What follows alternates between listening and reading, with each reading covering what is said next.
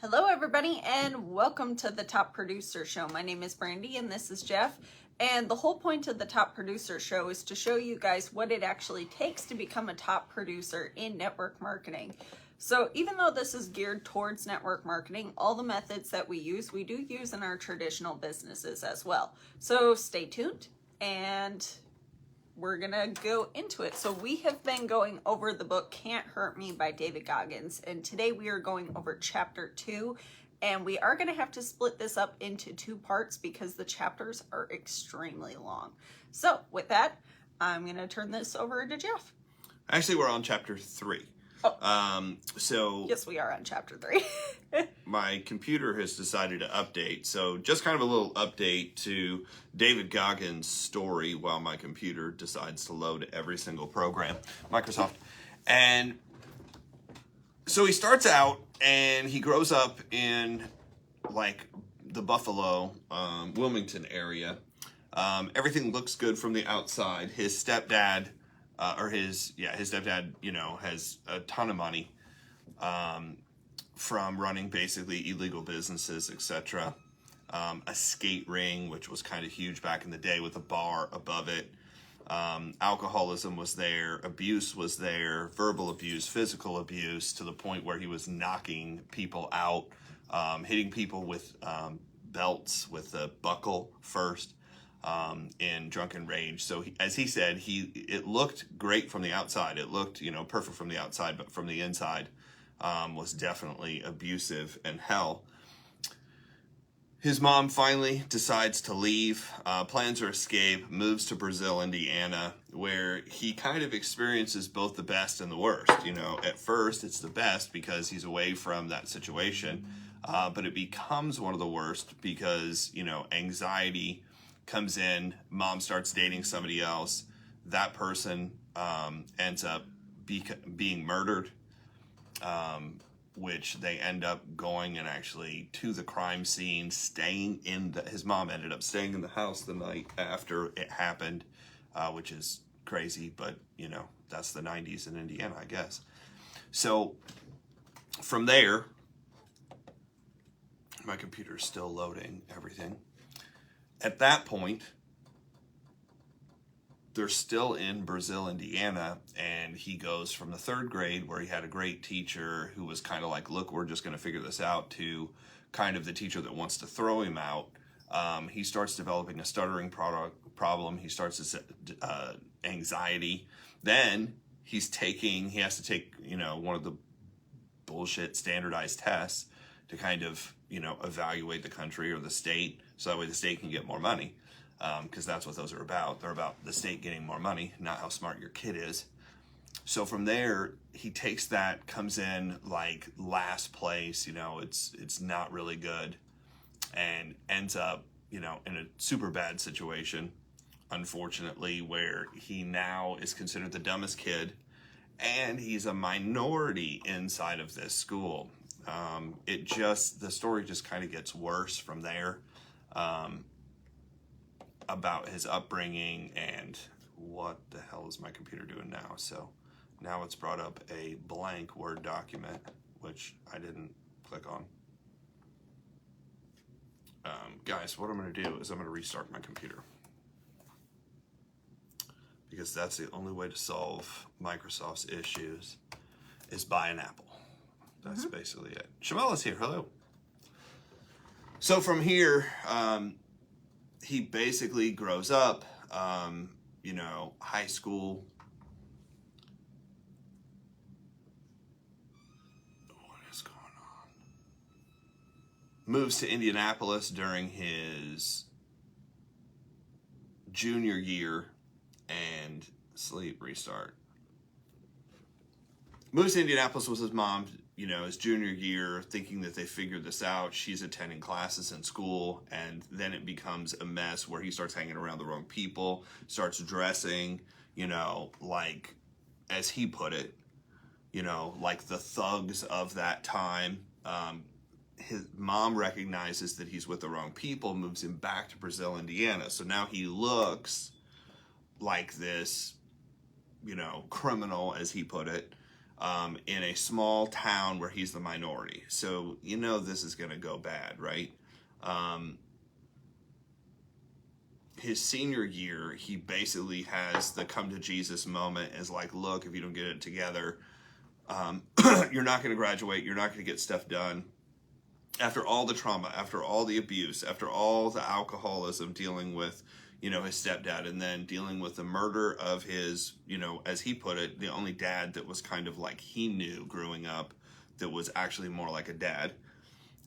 Mom basically, he said, is in complete denial, just works all the time. That's all she can figure out how to do. And then he gets to his senior year, and that's where he had to come to Jesus. And he's like, look, nobody's coming to save you. Nobody's coming to figure this out. If you don't figure this out, nobody's going to.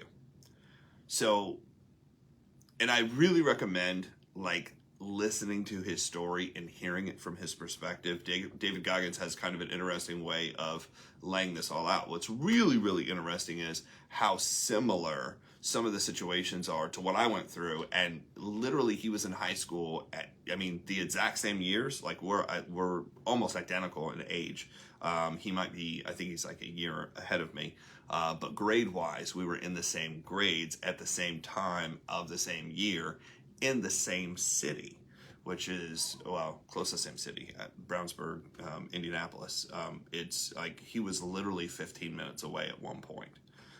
And that brings us to him basically getting through and graduating.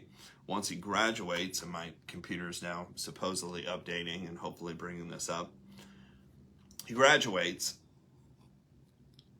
and ends up joining the Air Force. The reason he joined the Air Force is his grandfather. So, it's kind of so cool. You always have those people who are kind of mentors. You always have those people who kind of reach out and say, hey, what are you doing with your life? And his grandfather happened to be this person. He goes, my grandfather graduated from the Air Force, and every Sunday when they went to church, he still was so proud. He wore his dress uniform to church, and he's like, I want that kind of, respect. I want that kind of admiration.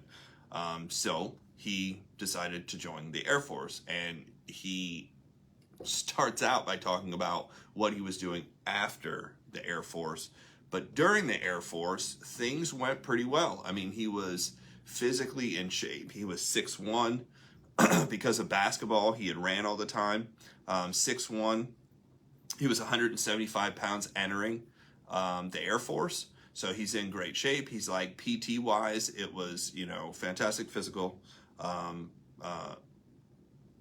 training. He was amazing. The most push-ups, the most sit-ups, the fastest run.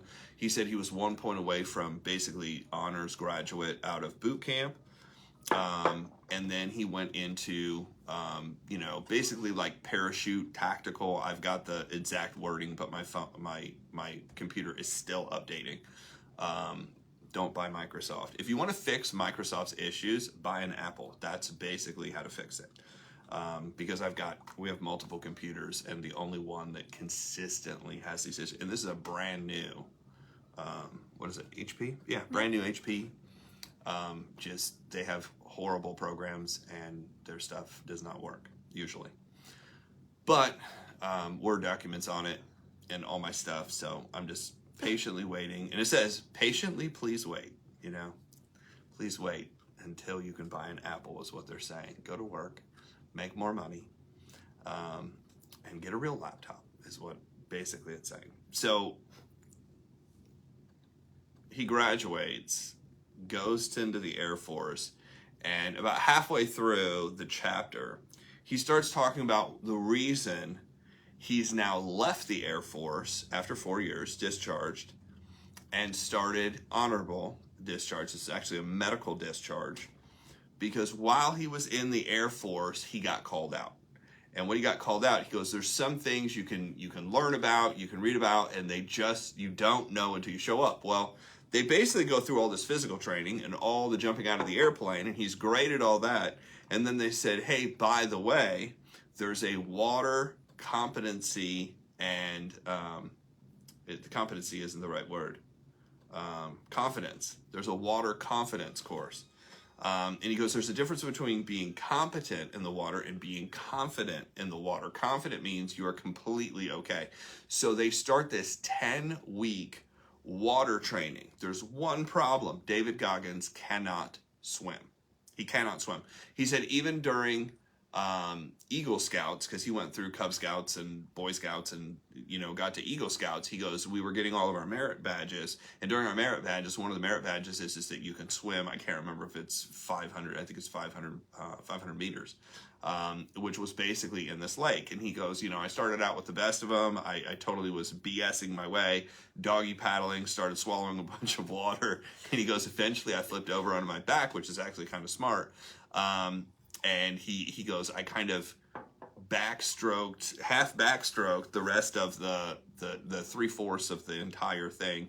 And he goes, I kind of weaseled my way into the merit badge for swimming, that I made it alive to the other side. Which I get it, when you don't know how to do something, that's what you do. I have no idea what my computer's doing now. It's just a bunch of penguins on the screen. So, and I'm literally. So now we have to update this, and it'll update all the programs again. Up. We have a desktop. This will get really, really good. I'm sorry for the long delay, but I do have a bunch of notes that I actually physically want to go over. And we were at this point last time, and I can see the little circle going. My computer is thinking and loading and talking to whoever's on the inside itself. Let me see. Dun, dun, dun. We have double clicked, and now we wait. I hope this comes up, because there's more detail, and that's really what I want to hit today, is some of the detail of him going through the school, and then once he gets out, what ends up happening. And what ends up happening to him happens to so many people in life. As he put it, the path of least resistance was basically how he was making career choices. The path of least resistance, whatever's easy, whatever comes up. Computer's frozen again. Awesome. What does it take? I know you can just get the programs. I'm going to have to just get the programs for Apple, for Word and Excel. You can actually get all of Microsoft's programs now on Apple, and then they actually all run right. It's amazing. Because if they don't, Apple goes in and fixes them. Yeah. Ding, ding, ding. You know what? I didn't know that. I might want to get that too, because I have an Apple. I bought her an Apple because it was just Oh my God, it's been the best thing ever. Not gonna lie, I've had HP, I had the Toshibas, and they literally died after a year. So this one, I think I'm going on, am I going on 3 years, 3 years with this computer? Yeah, about, and haven't had a single issue with it. Word cannot start. Please open in safe mode. I'm not kidding you. Oh no. No.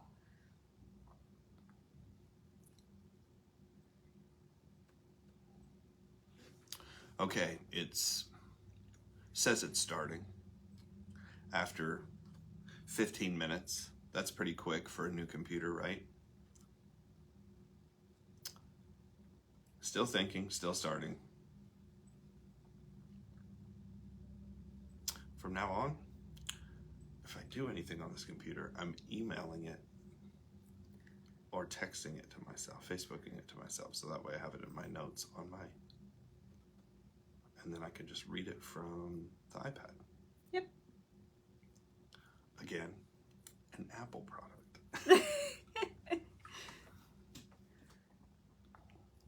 Oh my God. I mean, I'm not kidding. It's still going. Well, I'm surprised you didn't email it to yourself, because you usually do. Word automatically save changes to the document. Do you wish to load it? Yes. Even if I can just see it, it doesn't have to load properly. I just want to look at the document so I can talk about it. OneDrive isn't signed in. Yeah, I know, because I don't want to sign into your... We should really restart. Well, I think it's coming up now. Well, maybe not. The last time you opened Yeah, I want to open it. It caused serious problems the last time I opened the document, is what it said.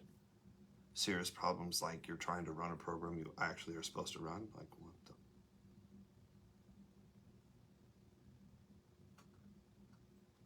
Well, while we're waiting on that, tomorrow when you guys want to join us, we're actually going to be doing the show a little bit later in the evening. This weekend is my birthday, and we are going to Opryland Hotel Convention Center and Resort in Nashville, Tennessee. So you guys will be able to join us in Nashville. We're gonna do the show at the Garden, and you guys get to join us there. So it's gonna be a lot of fun.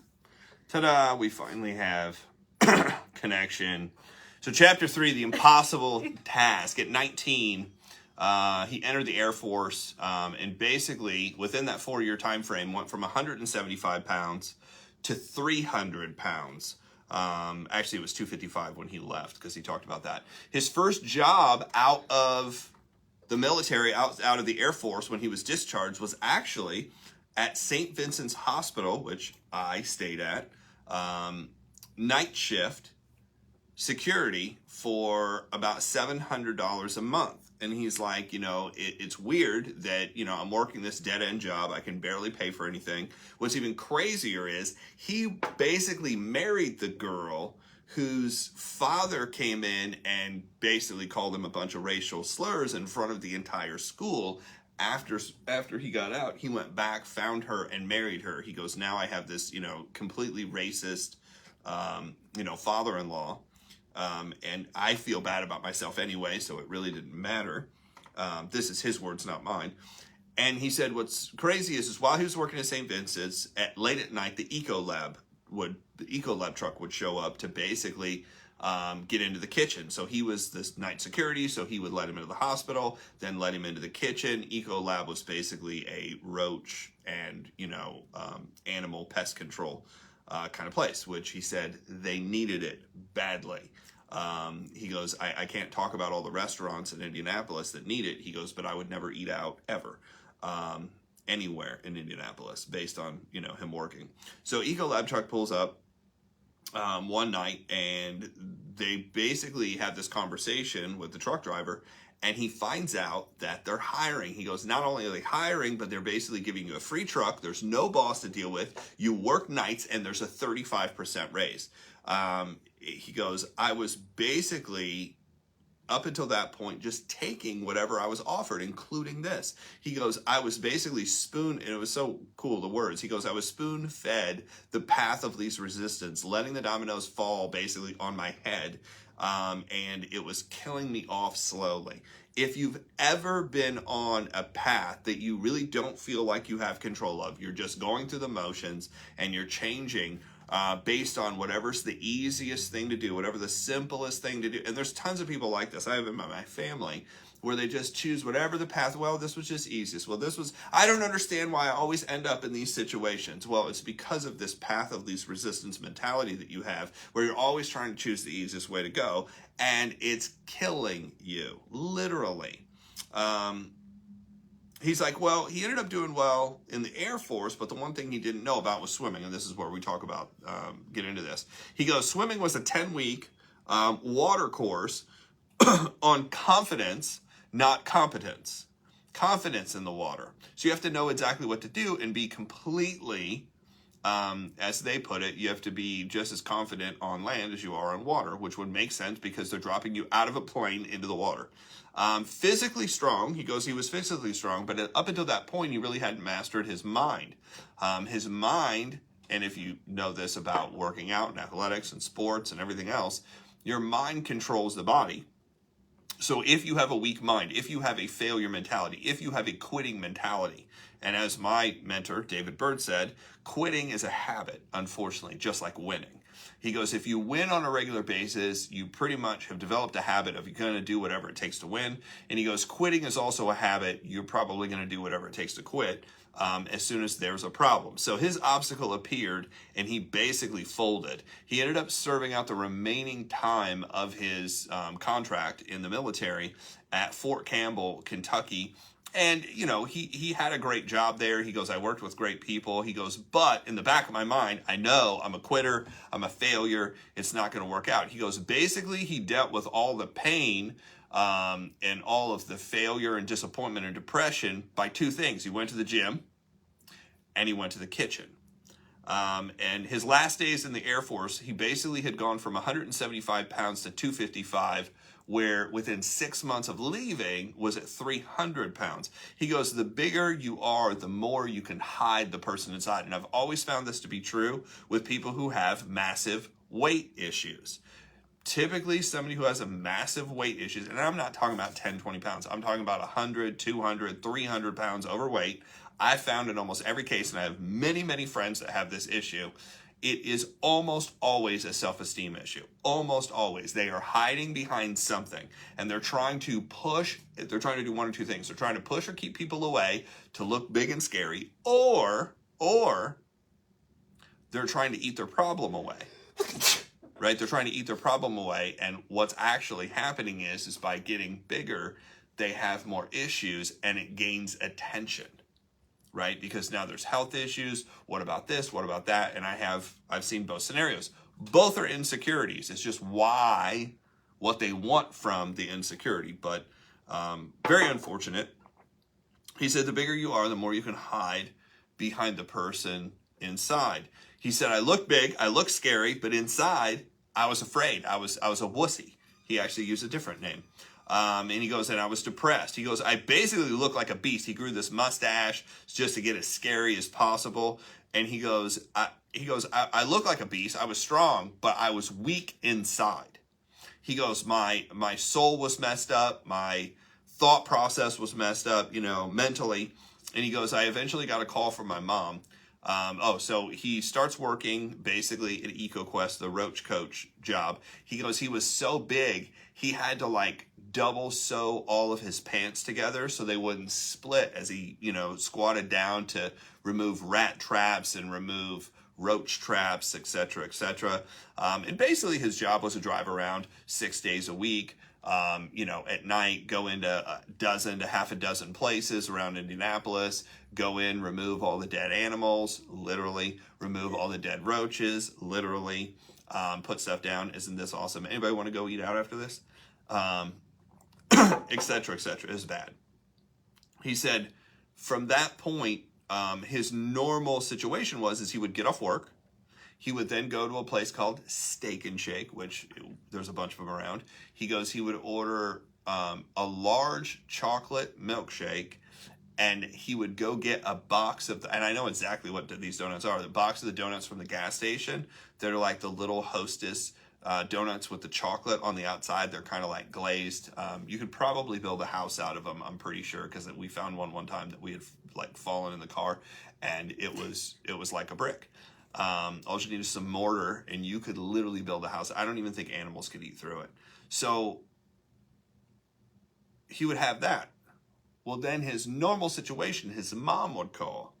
And this is crazy. So this is, if you want to know how to get big, this is how to get big. His mom would call and say, get over here for your staple. Well, the staple was an entire tray of cinnamon rolls. And I know exactly what he's talking about. The Hostess cinnamon rolls where you put them down, they'd come up, and then you pour the icing. He would eat the entire tray of that, six eggs, half a pound of bacon, and 2 bowls of Fruity Pebbles. He goes, mind you, after I ate the donuts and the large chocolate shake. So what is this like? We're probably nearing 6,000 calories. The average person, by the way, if you're under 200 pounds, is probably about 1,200 to 1,500 calories. If you're at 200 pounds, you're probably supposed to be eating somewhere between 1,800 to maybe 2,200 calories. That's just to maintain body weight. If you're eating 6,000 calories, 3,000, it takes about 3,500 calories over, sustainable, what you need to sustain yourself to gain 1 pound. So, you're looking at gaining a pound a day, right? Now, what's worse is, remember, he worked all night. This is what he's eating right before he goes to sleep. And if you eat that kind of a meal right before you go to sleep, you actually put on the weight even faster. That's the secret behind sumo wrestlers. That's how sumo wrestlers do it, is they work out, right? How do you get that big if you work out all day? You eat, you work out, you then eat again, you take a nap, you get up, you work out again, and then you have a gigantic meal and then go to sleep. And what it does is the body just packs the weight on. I mean, it's crazy. You can go from 200 pounds to 600 pounds very quickly. And if you look at sumo wrestlers, they figured out how to do that. So from there, he gets the call, goes over, eats. But something interesting happens. He's like, yeah, let me take a shower first. So he goes, turns the TV on, goes in the shower. And what happens to be on TV is actually a program that I saw probably at the same time. And I say at the same time because when I heard his story the first time, I went and looked up this show and I'm like, shit, I've seen this show. I did the same thing. I watched it as well and thought, how does this, like, it never went into my mind that I could join because my parents were so against the military, at least on one side.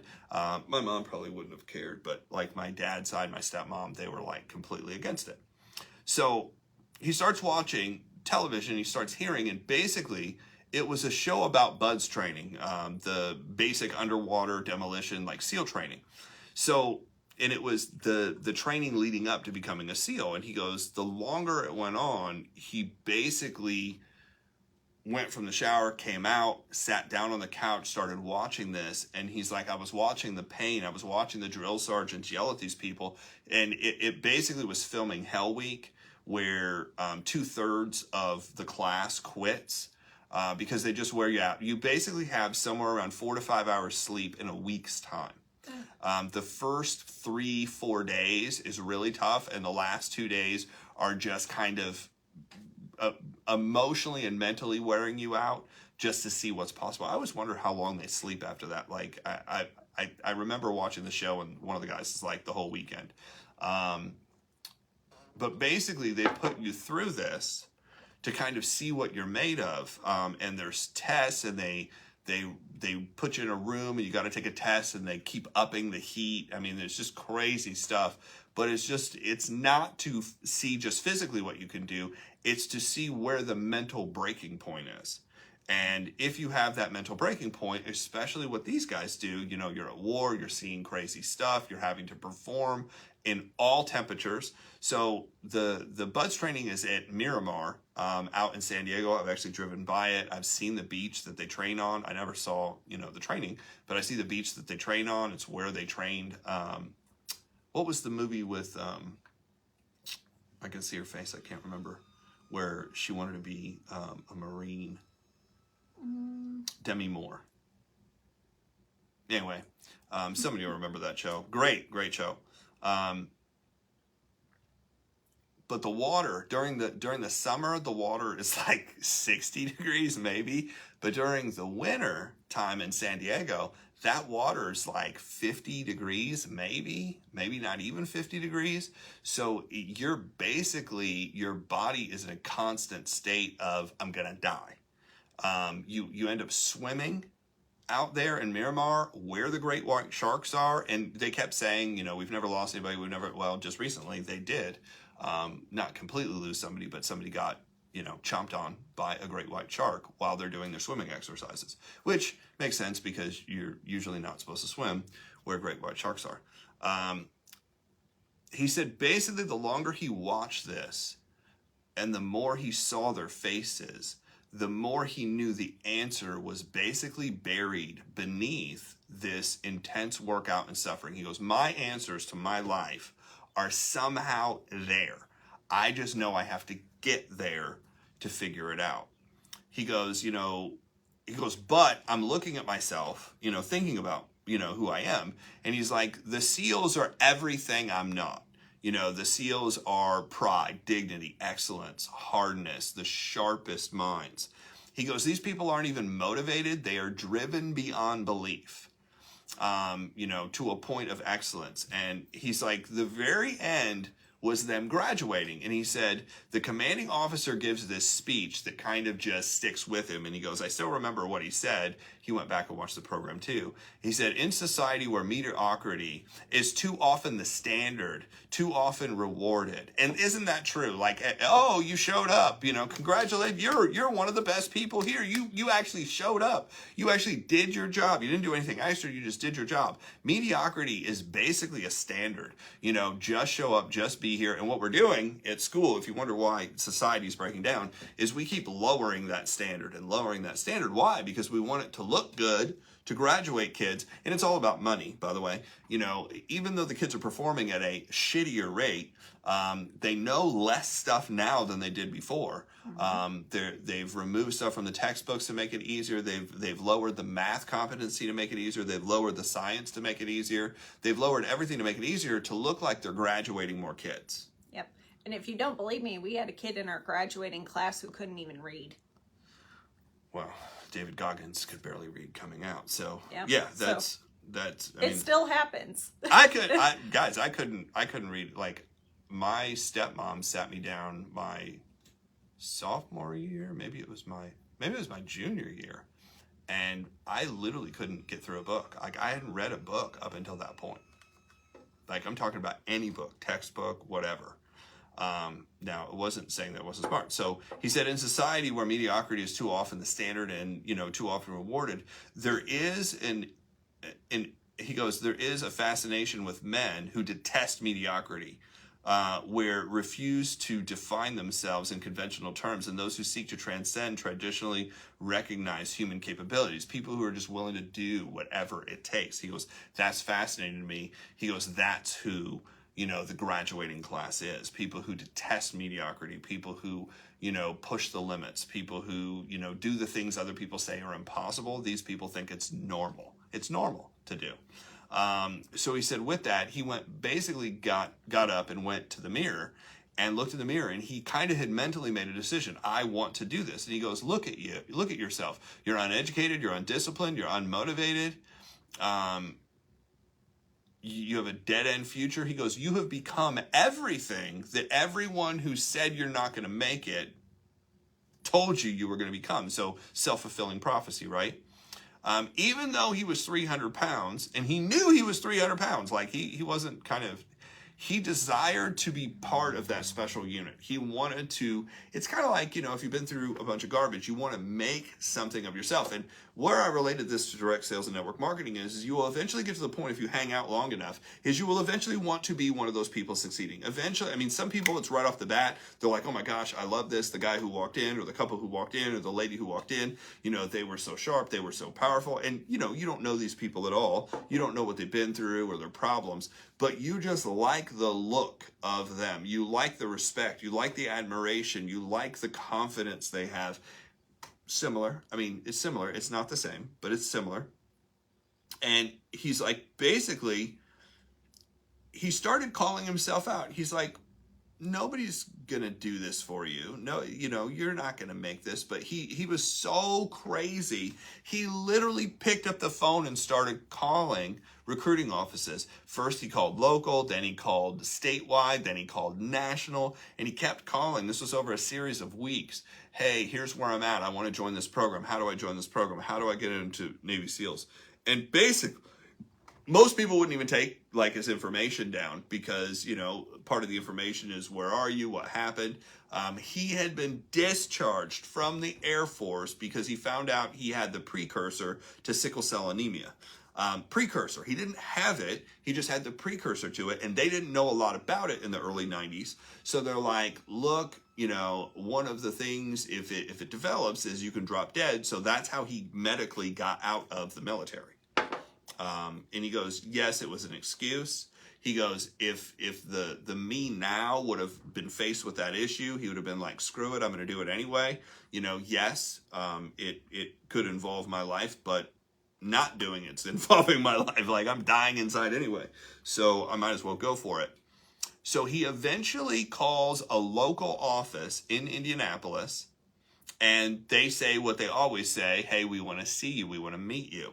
You know, and I think this is where it gets really good. And this is the part that I really wanted to go over for network marketing and direct sales. He goes, we want to meet you. So isn't it funny that if you really want to get something done, you want to be face-to-face with the person, whether you can get face-to-face like physically in a restaurant, whether you can get face-to-face at Starbucks, Panera Bread, whatever, whether you can get face-to-face on a Zoom, you want to get face-to-face. Why? Because big decisions are made face-to-face.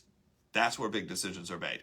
You want to sponsor people, you want to get people in, you want to make things happen, get face-to-face. Learn to get face-to-face. So he goes, basically, I go down, and I show up 30 minutes later, and he goes, he spoke to Petty Officer Stephen, and I'm going to butcher his name. Let's just call him Petty Officer Stephen. He had only been working the Indianapolis office for 10 days, and he was the one who answered the phone. He goes, if it would have been anybody else that answered the phone. So think about this. All these calls that lead nowhere, he hits the one person. He's like, it was over 100 calls. The same thing is true in direct sales and network marketing. You can make all these calls and talk to all these dumbass people and all these people who aren't going anywhere and all these people who will be at the same point 2 years, 5 years, 10 years. They're going to be at the exact same point that they are right now when you talk to them. No, I'm doing fine. I'm okay. I don't do those things. You know, I'm getting by. I'm comfortable. I just want to be comfortable. I don't need all that. I don't like, you know, I don't like sales. I don't like my, right? They give you all the excuses, right? But he just happened to reach this guy 10 days in. He was the one who answered. He goes, if that guy wouldn't have answered, he goes, this book wouldn't have been written. David Goggins wouldn't have gone on to, you know, Navy SEAL training. And he went through like 3 elite trainings. So Stephen loved finding, Petty Officer Stephen loved finding diamonds in the rough, or in the corn, as he put it, because that's why he moved out. So he said, come to my office. I want to meet you in person. The power of being in person. So the very first thing they did is they shook hands, and he's like, okay, let's go ahead and fill out some paperwork. They start filling out paperwork. He takes them down the hall. He said, look, we got to get your weight. And he goes, the look on his eyes when he looked at the weight and looked at the sheet, and looked at the weight and looked at the sheet. David Goggins at that point was 297 pounds. The weight limit to get into Bud's training for the Navy SEALs was 191 for his height. 106 pounds. He goes, well, there's also another problem. He goes, there is a way that if you go into the reserves by the end of this year, because they're changing this part of the program by the end of the year. So he goes in October, the end of September, the beginning of October. By the end of the year, you have to have entered the program, which means you have 90 days to lose 106 pounds. By the way, yes, it's possible, but it's statistically unlikely. So that's, you know, that's just the beginning of his problem. He also had to take the competency test, which he had failed multiple times to get into the Air Force. But this time, not only do you have to pass, you have to score a much higher score. So he sits down, he studies for 2 weeks while he's doing the Roach Coach thing. And he gets a 44, but he needs a 50 to get into Bud's training. So he has to join the reserves and retake the test 5 weeks later to be able to get into the program. And that's the last test, I guess, they were offering by the end of the year to get into Bud's training. So he has one last shot to qualify in time. He basically went back to, so after he fails the test, he goes back to work and he starts talking to himself.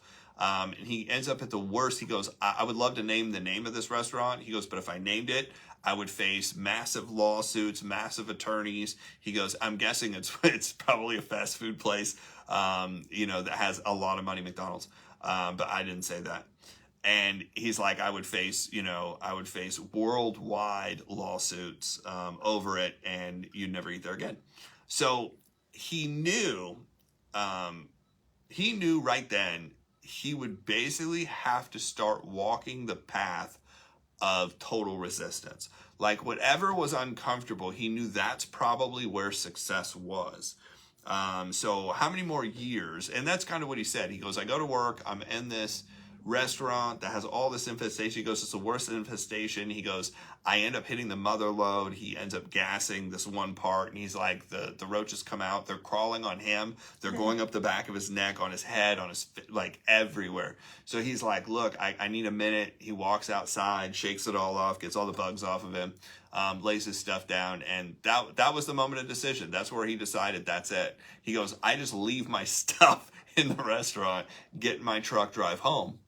And he goes, and I decide I'm going to go running. He goes, I'm going to do a 4-mile run. He hadn't ran in over a year. So he goes, I go to do this 4-mile run. And he goes, I get 400 yards, which isn't that far. And he's like, I'm out of breath. I can't run anymore. My lungs are burning. My knees are burning. Obviously because of all the weight.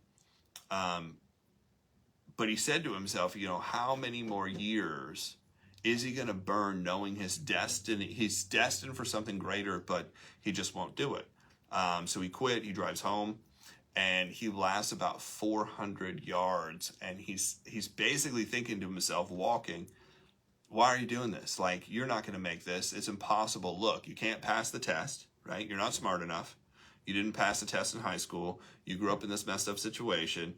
You know, his dad was an alcoholic. You've been beat. You know, your only father you've ever known has been killed. You know, murder. Like, he just added up all these reasons. And that's a point where I actually am going to stop, because the story really is crazy from here on. And I kind of want to pack all that together. The chapter's like 96 pages. So just for sake of time, because we're going to do about, we're already over, but we spent 15 minutes waiting for Microsoft to load. Actually 20 minutes for Microsoft to load. So the actual training was only 20 minutes. So I appreciate everybody for staying around.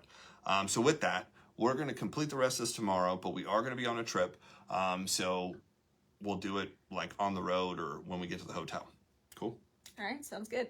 So all of these videos will be uploaded to YouTube, so you want to make sure you go and subscribe to the Top Producer Show on YouTube, because that way if you guys want to go back and rewatch this, you can, and skip through that beginning part because, yeah, fun stuff. We didn't mean for this to be a computer review for today, but it just happened. So we will see you guys tomorrow, and have a good day.